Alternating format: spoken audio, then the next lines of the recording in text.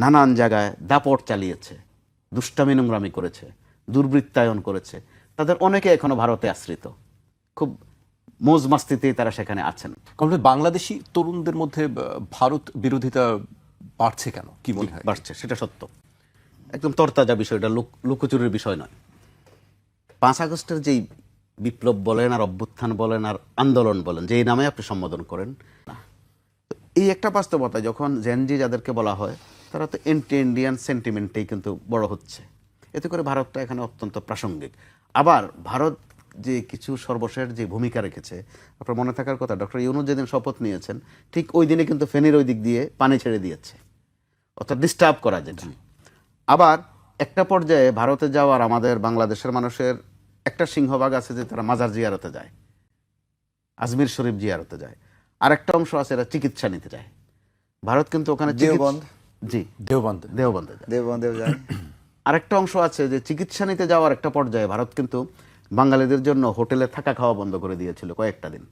অর্থাৎ ভারত সরাসরি এমন প্রতিপক্ষ হয়েছে, ভারত কিন্তু প্রকারান্তরে বাংলাদেশের জনগণেরও শত্রু হয়ে গেছে। দেখেন ক্রিকেট নিয়েও করলো, অর্থাৎ তারা খেলাও বাদ দিচ্ছে না, আমাদের নির্বাচনও বাদ দিচ্ছেন না, ওখান থেকে সুজাতা সিং এখানে এসে নির্বাচন করে দিয়ে যায়। অর্থাৎ আধিপত্যবাদের একটা বিষয় আছে, আর আমরা আধিপত্যবাদ শব্দটারে এত ছোট করে ফেলি যে শুধু একটু খবরদারি করলেই বুঝি আধিপত্যবাদ।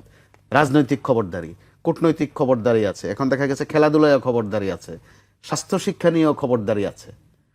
এগুলোর মধ্য দিয়ে ভারত নিজেও কিন্তু একটা এমন একটা সেন্টিমেন্ট তৈরি করেছে যে এখানে ভারত বিদ্বেষী একটা মনোভাব তৈরিতে ভারতের একটা সিংহভাগ ভূমিকা আছে তাদের নিজেরই।